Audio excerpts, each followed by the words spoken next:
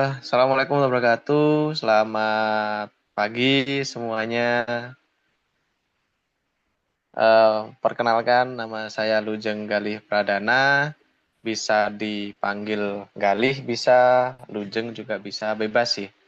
Nah, untuk CV ya, CV-nya saya pertama kali mengawali di pendidikan itu di tahun 2011, itu S1 keperawatan di Stikes Banyuwangi, terus lanjut profesi nurse bareng dengan MKes itu di Kediri, sekarang udah berubah menjadi Universitas Strada Indonesia. Kalau dulu Stikes namanya, Stikes Strada Indonesia. Nah, setelah itu saya ngajar di bukan berbagai ya, tapi saya berpindah-pindah kampus ya ceritanya. Berpindah-pindah kampus, mulai dari SMK Kesehatan dulu, itu bareng dengan profesi nurse. Setelah itu selesai MKes atau selesai S2, saya join ke kampus Jember, Alkotiri Jember, Stikes. Nah, setelah itu saya pindah ke Stikes Ranawijaya yang ada di Buleleng di Bali. Di sana alhamdulillah karir juga naik sebagai Waka 3. Setelah itu selesai karena ada pandemi kan. Nah, saya pindah kerja ke Mojokerto, di bawah kedinasan Kota Mojokerto, Dinas Kesehatan tentunya. Nah, setelah itu saya masuk ke Universitas Bakti Indonesia sampai sekarang dan merasa panggilan untuk menjadi paramedik karena saya tergabung di Apoki dan teman-temannya di sana juga semuanya paramedik yang berpengalaman mulai dari mining sampai offshore, BUMN juga ada, Pertamina juga ada. Nah, akhirnya saya terpanggil untuk mencoba dunia mining sampai sekarang dan alhamdulillah nyaman di sini. Nah, nanti kita sharing aja ya, kita sharing lah. Saya tidak lebih baik daripada teman-teman, saya juga masih belajar di sini. Teman-teman juga jika ada ilmu atau pengalaman yang lebih baik, nanti bisa dibagikan ke saya. Baik, eh, untuk mengawali di sini adalah uh, the mining industry ya, karena saya ada di mining di batubara, menghubungkan penelitian dengan aksi nyata di lapangan. Ya, nah next yang pertama adalah ya bridging science to practice adalah sebuah proses menjembatani hasil penelitian dengan penerapan di lapangan. Nah, benar banget teman-teman. Kenapa kok ini tak ambil yang paling awal? Karena memang pada awalnya kita di pendidikan itu kita hanya dimintai tugas untuk kamu bikin penelitian apa, judulnya apa, setelah itu publikasi jurnal, ya kan? Nah, tapi ketika di lapangan itu bukannya tidak terpakai semua, itu tetap terpakai, teman-teman. Hanya saja dengan data yang kita ambil dengan kenyataan di lapangan itu kebanyakan berbeda, ya. Jadi penelitian-penelitian itu apakah datanya salah? Benar. Cuman ketika kita terjun ke lapangan itu banyak hal-hal yang itu bikin kita kaget. Oh, ternyata seperti ini ya, tidak seperti yang ada di teori ya. Kadang teorinya mungkin eh, mengucapkan seperti lain, tapi ketika kita di lapangan kita harus adaptasi dan kita harus segera melakukan tindakan yang memang mungkin sedikit berbeda dengan yang ada di teori. Ya, lanjutnya adalah banyak penelitian belum Mas. Nah, banyak penelitian kesehatan kerja yang berhenti di publikasi jurnal tanpa diimplementasikan. Benar. Jadi kita sebagai akademisi memang saat ini masih dituntut ya dengan kurikulum yang terbaru itu hanya dituntut untuk publikasi jurnal. Nah, untuk publikasi jurnal yang artinya kita hanya membuat narasi sesuai dengan data yang kita tahu, entah itu benar di lapangan atau tidak. Yang penting kita ada data. Kita bikin jurnal sesuai dengan literatur, sesuai dengan template. Setelah itu kita berikan ke panitianya ya atau bagian untuk menerbitkan jurnal baru lolos atau tidaknya, apakah revisi atau tidak, tanpa tahu di lapangan seperti apa. Nah, jelas ya, jelas dalam artian kita hanya melakukan pembuatan jurnal atau penelitian, tapi ketika kita di lapangan itu bisa dibilang ini tidak sama dengan apa yang ada di publikasi jurnal. Begitu teman-teman. Nah, tanpa menerapkan manfaat penelitian tidak dirasakan pekerja maupun perusahaan. Nah, mungkin untuk teman-teman yang di akademisi, yang sekarang masih duduk di bangku perkuliahan ya, di perkuliahan itu teori-teori yang kalian dapat itu bisa kalian implementasikan di sini, di lapangan. Tapi kalian juga harus segera adaptasi. Kita kembali lagi ke yang saya jelaskan tadi. Ada teori-teori yang tidak sama dengan lapangan. Yang artinya kita harus melakukan tindakan atau pengambilan keputusan itu dengan cepat. Tanpa harus melakukan analisa teori. Kalau kita hanya menerapkan apa yang kita tahu pada teori dan kita memahami atau kita hanya menghafalkan ketika di lapangan pun dengan hal yang mungkin hampir sama, tapi tidak mungkin kondisinya akan 100% sama dengan yang di teori, maka kita harus mengambil tindakan yang jelas. Jelasnya apa? Yang pertama adalah kita harus memprioritaskan daripada pasien. Bukan hanya kalau di teori seperti ini dulu. Nah, itu benar, tapi kalau di lapangan itu kita harus spontan melakukannya. Oke, next. Nah, seperti contohnya adalah ergonomi, teman-teman. Ini sering banget ya, sering banget kita jelaskan ke teman-teman operator, teman-teman yang ada di unit, di mana tempat yang paling pas untuk duduk itu ketika menyetir kita jelaskan seperti ini, Bapak. Ya, mereka ketika kita health education atau kita ada kalau tiap minggu di sini ada health talk namanya. Kita jelaskan health education, ya kita terapkan di sini berbagai topik sih. Yang kemarin itu adalah ergonomi. Kenapa kok kita ngambil di sini tentang ergonomi? Karena banyak keluhan, mengeluhkan punggungnya sakit, ya. Dan itu kebanyakan dari operator, bukan dari mekanik. Ya. Akhirnya kita ambil dari HRA, health talk-nya adalah tentang ergonomi.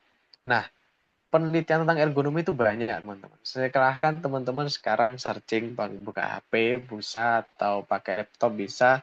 Searching aja, ergonomi. Pasti banyak sekali. Tapi, itu untuk kita, akademisi. Ketika di lapangan, orang-orang di dalam unit, itu mereka taunya kerja sesuai dengan waktu, sesuai dengan target, ya kan?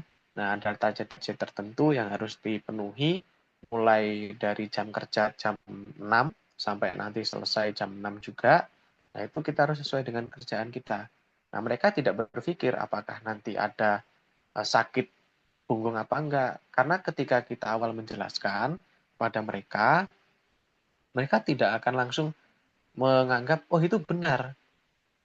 Kenapa kok tidak seperti itu, Pak? Karena memang kenyataannya ergonomi ini adalah penyakit akibat kerja yang memang lama. Artinya tidak bisa langsung dirasakan seperti flu, batuk, ya kan? Seperti halnya ISPA itu tidak bisa. ISPA kan kalau sekarang kita terkena maksimal sudah nanti sore itu kan pasti juga ikut batuk. Tapi kalau ergonomi itu kan tidak. Ergonomi kan adalah tindakan yang berulang yang salah. Nah, udah salah berulang sehingga mengakibatkan penyakit akibat kerja jangka panjangnya. Nah, banyak yang mengeluhkan ke kita punggungnya sakit, pinggangnya sakit. Ya, ketika kita tanya mungkin salah posisi, mereka menyangkal, oh tidak, aku udah benar Pak, posisiku seperti ini. Nah, ketika kita tahu posisinya seperti itu, kita tanya posisi nyetirnya bagaimana, ternyata itu salah. Nah, itu yang harus kita terapkan. Kenapa kok eh, mereka terkesan acuh atau terkesan tidak memperdulikan? Karena itu tadi, kita sebagai akademisi, kita hanya mengambil data-data dari jurnal-jurnal. Itu boleh menjadi pengalaman teman-teman, menjadi tambahan nilai wawasan juga boleh. Tapi bagaimana cara kita menyampaikan ke teman-teman operator ketika di unit. Nah, itu adalah PR nanti kalau teman-teman mau masuk ke mining atau masuk, bukan hanya mining ya, tapi masuk ke industri. Karena ketika mereka dijelaskan dengan bahasa-bahasa yang mungkin bisa dibilang bahasa kita ya seperti itu. Tapi bagi mereka tidak tentu. Mereka lebih paham dengan bahasa-bahasa awamnya. Jadi contoh, Pak, itu ergonomi, Pak, itu PAK. Mereka nggak tahu. Tapi kita harus menjelaskan lebih detail lagi, Pak, itu, ini contoh ya, Pak, itu jika tetap berulang dengan posisi seperti itu, maka akan mengakibatkan nyeri. Nyerinya itu mungkin tidak berasa. Nah, berasanya nanti setelah berapa bulan, berapa tahun. Nah, itu efeknya juga jangka panjangnya tidak baik, Pak. Nah, itulah hal-hal kayak gitu yang harus teman-teman nanti pelajari. Sekali lagi, orang-orang di sini itu atau di industri itu tidak semuanya paham dengan bahasa medis, ya kan? Mereka lebih paham dengan bahasa awam. Nah, teman-teman harus memilah dan memilih kata-kata yang pas. Mereka biar ketika kita memberikan health talk atau kita memberikan health education itu mereka paham. Oh, maksudnya seperti ini. Oh, ternyata yang dimaksud oleh Bapak uh, medik seperti ini. Nah, begitu maksudnya ya teman-teman. Nah, terus ini adalah penelitian ergonomi menunjukkan posisi duduk ya untuk mencegah nyeri punggung, tapi pekerja tetap duduk dengan posisi salah karena kurang edukasi. Kalau ditanya apakah kurang edukasi, jawabannya tidak. Karena di sini sudah terjadwal, teman-teman. Sudah terjadwal. Jadi minggu, setiap minggu itu satu kali di operator, ya, dan satu kali di bagian support atau di mekanik. Nah, kita akan menjelaskan hal yang sama. Contoh, kalau di operator ergonomi untuk menyetir, karena mereka kan pegang unit kan. Nah, kalau di mekanik berarti ergonomik ketika kita memindahkan barang. Nah, itu yang benar bagaimana biar tidak terjadi LBP gitu. Next. Nah, landasan ilmiah ya, OHN. Yang pertama adalah epidemiologi atau mengidentifikasi resiko penyakit akibat kerja. Nah, itu jelas, teman-teman. Jadi kita harus tahu resiko penyakit akibat kerja ini apa aja sih di lapangan. Nah, kalau kita hanya baca-baca dengan teori, oh teorinya seperti ini, ya, berarti nanti kalau di apa itu namanya di industri batu bara nanti epidemiologinya seperti ini. Ah itu benar, apa-apa. Jadi kan kalian nambah untuk wawasan, tapi kembali lagi ke lapangan belum tentu 100% itu hal yang sama. Gitu loh. Jadi kita harus pintar-pintar beradaptasi. Nah, setelah ergonomik ada setelah epidemiologi ada ergonomi. Ya, artinya mempelajari postur postur tubuh ya, beban kerja dan desain alat. Apakah itu diajari di perkuliahan? Selama ini sih ya, selama saya kuliah sih tidak dapat. Nah, nggak tahu ya kalau mungkin dengan aturan yang baru, dengan kurikulum yang baru, dengan ada mata kuliah OHN itu lebih masuk. Tapi ketika zamanku dulu, teman-teman, itu belum ada. Ya, belum ada. Jadi kita hanya tahunya ergonomi, bahasa secara umum. Tapi secara khususnya itu belum ada. Nah, seperti kita sekarang pelajari ergonomi. Apa sih ergonomi? Bagaimana postur yang benar? Bagaimana beban kerja yang benar? Dan bagaimana desain alat tuh yang benar? Nah, kita pelajari di sini. Kita nanti akan berkolaborasi dengan tim HSE, ya, Safety, Health, Environment. Ada yang di situ. Kalau kalau aku pribadi di Petrosi ini kita kerjasama, bukan kerjasama ya, tapi kita di bawah departemen SHE. Jadi kita diskusinya dengan teman-teman SHE. Kita menjelaskan, Pak, itu sepertinya salah deh untuk posisinya karyawan seperti itu. Mungkin ke depan bisa diedukasi nih, Pak. Nah, di situ kita koordinasinya. Terus ada psikologi kerja, ya, memahami stres dan kesehatan mental pekerja. Ini yang benar-benar PR nanti untuk teman-teman ketika mau masuk ke industri maksudnya ya, baik itu migas ataupun mining dan semuanya industri, nggak ada kerjaan yang nggak stres, teman-teman. Kenapa kok aku ngomong nggak ada kerjaan yang stres? Karena orang-orang mining, orang-orang tambang itu rata-rata ya stres. Kenapa sih Pak kok stres padahal kan enak? Tanda kutip mungkin masalah gajinya besar. Oh iya, tentu enak. Kalau orang ngelihatnya tuh enak. Ya makan 3 kali, mes ada, terus laundry juga ada. Kita di medik artinya untuk kesehatan juga terjamin. Tapi teman-teman, kita jauh. Kita jauh dari peradaban. Nggak artinya kita jauh dari desa ya kan kita nggak bisa ya bisa dibilang jajan lah dalam jajan-jajan snack bukan jajan yang lain ya sorry jajan snack itu kita nggak ada di sini jadi kita terus apa yang dapat dari kantin atau dari apa yang ada di sini ya kita konsumsi itu. Itu sih yang bikin stres. Dan hiburannya nggak ada hiburan di sini. Paling kalau teman-teman HP, hiburan HP. Tapi ketika wifi-nya off atau mungkin ada masalah pada wifi yang tidak menggunakan kartu yang lain, hanya kartu seluler ya kita udah diem, nggak ada hiburan lagi. Paling kalau sore olahraga, main-main bola, dan itu pun kita dibatasi di sini teman-teman. Artinya jam 10 baik 10 pagi atau 10 malam itu sudah harus clear area. Artinya clear area, sudah tidak ada orang yang boleh jalan-jalan, tidak boleh main-main di luar kamar. Jadi harus benar-benar istirahat. Semua area harus clear. Nah, itu dikontrol juga oleh teman-teman security sama teman-teman HSE. Jadi mereka tuh tugasnya nanti keliling untuk mengkontrol semuanya di mes ketika ada yang keluar nanti akan eh, diingatkan kalau itu waktunya istirahat gitu. Jadi di sini benar-benar terjaga. Terjaganya kalau kalian melihat nanti ya, kalau kalian melihat ada pekerja dan absensinya itu tidur kurang dari 6 jam, maka dia tidak boleh bekerja. Itu kalau di apa di tempat kita. Lah nanti untuk teman-teman mahasiswa nanti bisa pelajarilah sedikit-sedikit untuk masalah kenapa kok nggak boleh 6 jam nanti kenapa kok harus lebih daripada itu lah itu harus teman-teman searching jadi ketika ada orang tanya itu teman-teman tahu gitu loh. Oke, kalau untuk stresnya orang tuh beda-beda ya pelariannya tapi banyak teman-teman operator di sini ketika kita ajak ngobrol di klinik ketika mereka berobat ya mereka kebanyakan mengeluh stres karena kangen rumah lah pasti ya kangen anak kangen istri yang biasanya bareng itu hanya lewat video call dan rosternya panjang di sini 9 10 11 banding 2. Oke, next.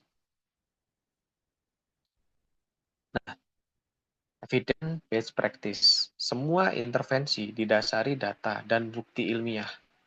Nggak ada teman-teman di sini yang kerja itu katanya si A, katanya si B, nggak boleh. Tapi semua harus ada data dan bukti. Datanya apa? Kita main data. Datanya kita ada mungkin kecelakaan. Ya kita jelaskan, kecelakaan Pak. Datanya mana? Ini dijelaskan. Dan bukti ilmiahnya apa? Foto. Nah, ketika teman-teman ngasih foto atau ketika teman-teman menjelaskan sebuah intervensi kepada mungkin ketika ada rapat ya kalian harus ada data. Baik data sudah matang, fotonya ada buktinya. Nah, itu. Terus indikator penting yang pertama di sini kita akan melihat yang pertama adalah absensi kerja. Absensi kerja itu bukan hanya datang, tapi melihat juga dari jam istirahat. Nah, itu juga dilihat karena ketika jam istirahat kurang dari 6 jam, maka bisa dihitung dia itu kerja tapi tidak boleh turun atau bahasanya kita tidak boleh mancal. Tapi dia masih masih masih pakai seragam dan sebagainya, tidak masalah. Tapi tetap aturan kita harus harus ikuti. Kita harus ngomong ke operator, Pak, untuk atas nama Bapak si A ini dia kurang fit karena dia kurang tidur. Nah nanti pengawas yang menjelaskan. Pengawasnya, oh nggak apa nanti dia dibikin spare aja dulu, ya kan? Atau oh udah kalau gitu bisa kerja. Nah itu terserah pengawas. Itu yang pertama. Terus yang kedua adalah hasil MCU. Nah, hasil MCU nggak boleh teman-teman menyepelekan ya. Ah, cuma darah tinggi. Ah, jangan. Ah, cuma apa itu namanya kolesterol tinggi dikit. Oh, tidak bisa teman-teman. Walaupun kolesterolnya tinggi dikit atau darah apa hipertensi bisa dibilang masih masih susu lah atau masih nggak terlalu tinggi lah tetap nggak bisa harus ada follow up ya. Jadi ketika teman-teman masuk ke dunia industri harus benar-benar semuanya fit gitu loh. Nggak boleh ada yang melebihi. Kalaupun ada melebihi tapi masih batas toleran itu biasanya di follow up. Tapi ada batas waktu. Batas waktunya bisa 2 minggu, bisa 2 bulan, bisa 3 bulan. Nah, terus angka kecelakaan kerja. Nah, kalau di kita teman-teman itu ada hal yang tidak bisa kita apa ya bahasanya, tidak bisa kita anggap enteng. Microslip, kalau terbukti karyawan microslip itu tidak ada SP1 tapi langsung clear. Apalagi sampai terjadi sodomi. Nah, sodomi dalam artian bukan cowok sama cowok, enggak.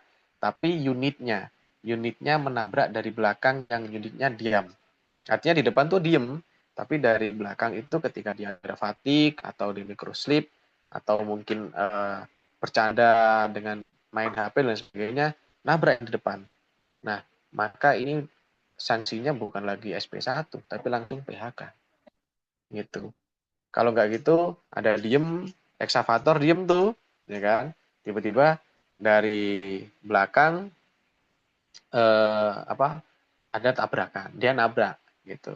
Artinya ada miskomunikasi di situ. Itu tetap kita cek gitu. Dan ngeceknya tidak serta merta, oh kamu langsung saya pecat, enggak. Tapi kita ada balik lagi gini, kita cari nih datanya apa. Apakah dia minum obat? Kalau dia minum obat, kita sebagai medik yang akan dipanggil. Tolong dicek atas nama Bapak si A. Apakah dia beberapa hari ini konsumsi obat? Obatnya apa? Bikin ngantuk enggak? Nah, setelah itu hasil MCU-nya gimana? Hasil HAC-nya gimana? Ya kan HAC itu jam istirahatnya, apakah dia rutin atau dia kurang tidur. Nah, itu teman-teman. Jadi nggak serta-merta, oh itu sudah apa melakukan tindakan sodomi nih unitnya, langsung kita pecat. Enggak. Kita tetap ada datanya. Dan nggak bisa kita, oh katanya si A, katanya si B. Enggak. Tapi kalau kita nggak ada data, perusahaan juga nggak mau ambil. Pasti akan minta, mana datanya, mana buktinya. Nah, gitu. Oke, next. Nah, nanti kalau ada yang kurang paham bisa langsung ditanyakan ya, nggak apa-apa. proses tran Proses translasi sains ke praktik ya. Artinya yang pertama adalah identifikasi masalah di lapangan. Nah, contohnya tingginya keluhan nyeri punggung di kalangan pekerja tambang. Oh, banyak lagi nih. Nyerinya dalam 1 minggu kita ada nyeri keluhan tuh anggaplah contoh 5 orang dalam 1 minggu. Dan orangnya beda-beda ya, nggak boleh sama ya. Nah, maka kita bisa ambil kesimpulan, oh berarti ini ada masalah nih pada duduknya dia. Gitu. Nah, terus yang kedua adalah cari bukti ilmiahnya. Nah, cari bukti ilmiah adalah kita bisa lihat atau kita bisa tanya ke mekanik ya. Kita bertanya, kita bisa apa itu namanya cari data langsung ya kan, foto-foto dan sebagainya. Apakah posisi duduknya itu sudah benar? Sudutnya, arahnya, jaraknya gitu. Terus ketika teman-teman cek fatigue nanti ketika di lapangan kan pasti akan ada fatigue tuh. Gak apa-apa, teman-teman izin naik. Jadi kan biasa kalau cek fatigue itu orangnya dipanggil turun tuh. Turun dulu Pak, kita cek fatigue ya. Pertama cek tekanan darah, konsentrasi, terus apa keseimbangan, keseimbangan. Nah setelah itu izin naik, Pak, izin naik ke unit. Nah nggak apa-apa, teman-teman cek di situ. Atau ketika ada orang yang mengeluhkan punggung ya, nah itu kalian catat tuh, bikin kolom khusus ya, kalian catat di situ. Nah ketika di lapangan cari orang ini atas nama anggaplah Pak Bambang. Nah mohon maaf ya kalau ada yang namanya Pak Bambang ya. Nah contoh nih, contoh aja Pak Bambang. Kita cari di apa di mandornya atau pengawasnya. Pak, mau tanya Pak Bambang di unit nomor berapa nih Pak? Oh unit HD 201. Oke, kita cari. Kita minta bantuan sama tim dari SAE. Nah, kan mereka yang punya kimper tuh, kita cukup datang aja ketika cek fatigue.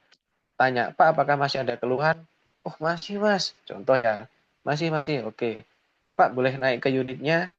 Bapak duduk kayak gimana nih? Nyetir kayak gimana nih? Nah, ketika dia praktekin nyetir, kata foto. Apakah seperti ini, Pak? Duduknya seterusnya, apakah nanti berubah-ubah? Nah, di situ teman-teman bisa cek ya. Jadi kita ada bukti ilmiahnya. Nah, terus yang ketiga adalah rancang wajah. Oh ya, oke. Nah, terus rancang intervensi berbasis bukti. Nah, ya kan? Dari identifikasi masalah di lapangan ada, buktinya ada. Terus yang ketiga adalah rancang intervensi. Dari apa? Dari buktinya yang sudah ada. Ya, terus kita tanya ke ke apa itu namanya ke pekerja. Ada nggak pelatihan-pelatihan khusus ya kan? Terus mungkin nanti dari pihak perusahaan, Pak ini banyak kasus nih Pak. Gimana kalau kita adakan pelatihan khusus Pak? Karena ternyata dari sekian banyak nih yang kalian ambil sampel, ya random aja sampelnya, itu sekian persen yang belum mendapat pelatihan ergonomi, ya kan? Terus yang poin 4 adalah implementasi dari program. Kamu udah ada nih rancanganmu, pasti udah ada bisa dibilang bayang-bayang kan, bayang-bayang oh nanti berarti aku mau mengimplementasikan rencana itu seperti ini nih dan waktunya kapan. Nah, itu bisa diuji coba. Uji coba itu biasanya di sini 1 bulan. Ya, terus yang terakhir adalah evaluasi hasil dari program yang kamu jalankan atau kamu sarankan itu evaluasi gitu loh. Nah, evaluasi hasilnya gimana nih? Oh, ternyata sudah benar nih. Karena apa? Keluhan dari teman-teman operator itu tidak mengeluhkan nyeri lagi. Oke, berarti bisa dilanjutkan. Nah, itu bisa nanti koordinasi dengan orang departemen. Gitu, teman-teman. Oke, next.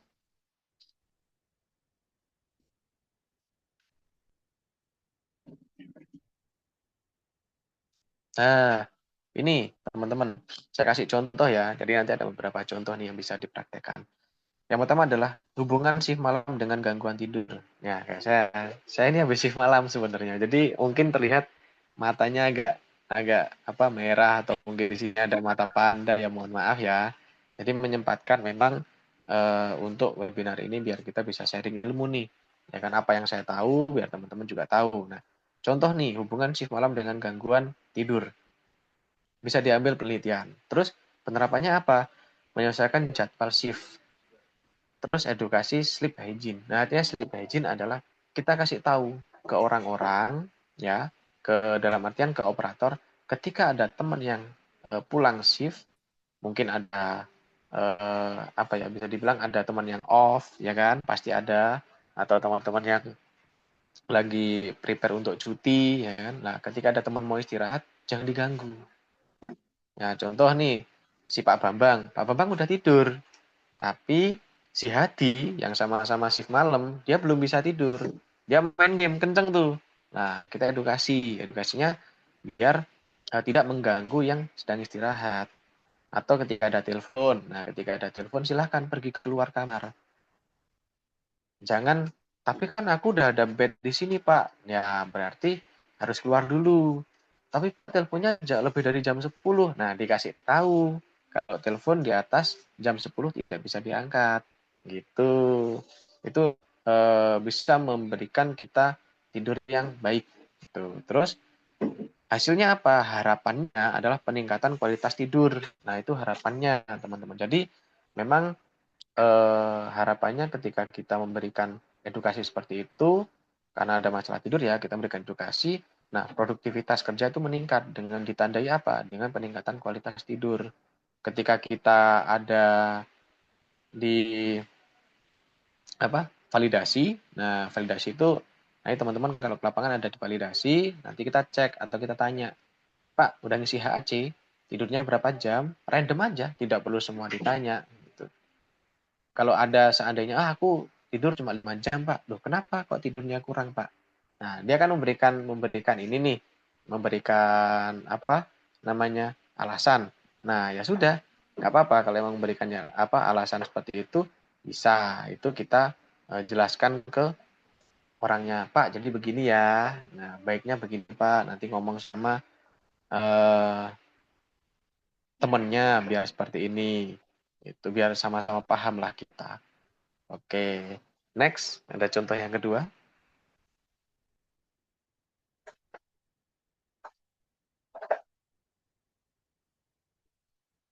Nah, contoh penerapan yang kedua, teman-teman, adalah efektivitas APD terhadap paparan debu batu bara. Kenapa kok saya angkat? Karena kasus di tempat saya adalah ISPA itu sangat banyak. Nah, bukan artinya kita gagal dalam preventifnya, tapi kita gagal dalam memberikan kebiasaan kepada teman-teman operator. Kita kasih masker, masker diterima sama mereka. tapi tidak masuk. Namanya tidak masuk edukasinya ya mikirnya mereka nanti aja lah pakai. Kalau nggak itu dipakai tapi ditaruh di bawah.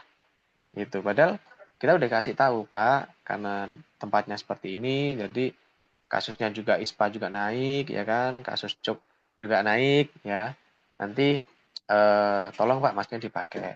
Mereka mengiyakan, tapi tidak semuanya itu memakai. Nah, caranya gimana? Adalah pelatihan penggunaan respirator. Wah, itu berat tuh. Ya, sudah kalau dikatakan itu berat, yang penting kita pengajuan ke departemen kita dengan data peningkatan ISPA ya kan penyakitnya berapa dalam 1 bulan berapa nih kasusnya nih. Nah, itu kita kasih datanya ya kan. Kita ngobrol-ngobrol santai dulu dengan departemen kita. Nah, setelah itu kita rapatkan. Nah, kalau itu nggak bisa, oke, kita ringan aja. Inspeksi rutin, ya kan? Nah, inspeksi rutin kan enak gitu.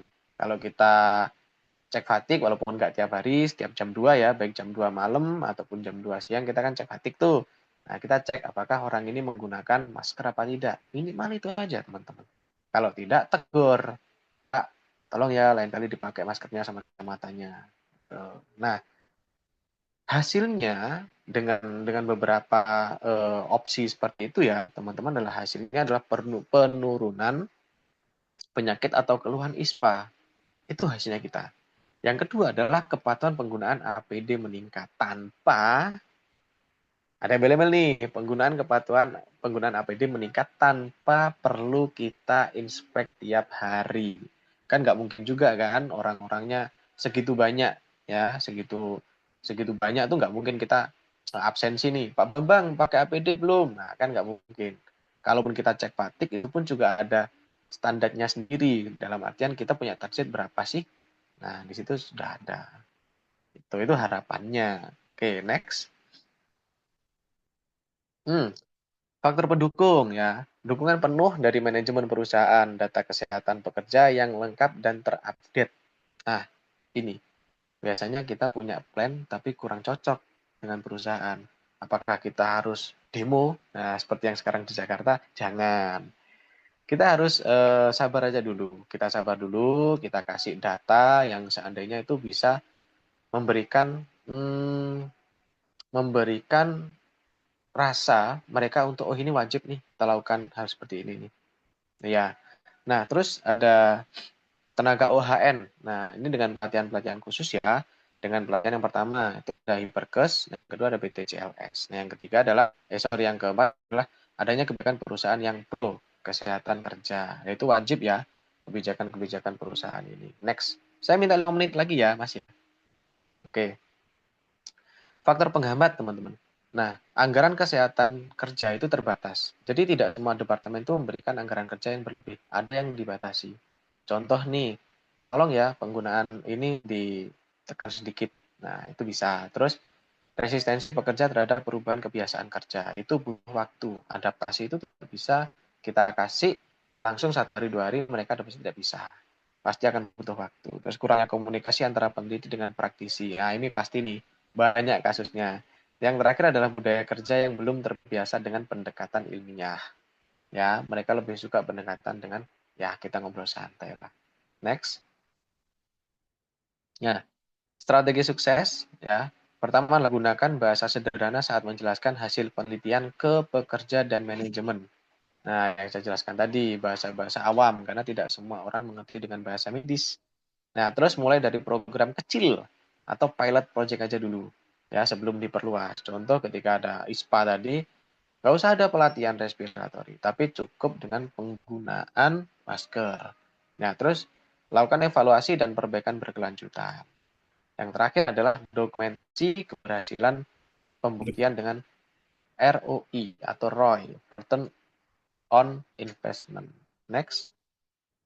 Nah, kesimpulannya yang bisa saya ambil ya, bring sense to practice membuat hasil penelitian benar-benar bermanfaat, yang bukan hanya cukup diteliti tapi juga memberikan manfaat pada masyarakat luas, pada pekerja juga. Terus dalam OHN, ini berarti kesempatan kerja lebih terjaga dan produktivitas meningkat.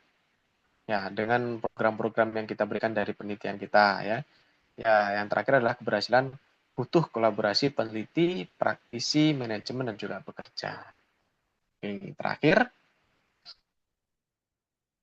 ya, ilmu yang tidak dipraktekkan hanyalah teori, praktek yang tidak berbasis ilmu hanyalah coba-coba. Sekian dari saya rasa cukup. Jika nanti ada pertanyaan silahkan ditampung dulu karena nanti akan ada sesi Q&A langsung ya. Saya kembalikan ke moderator. Terima kasih.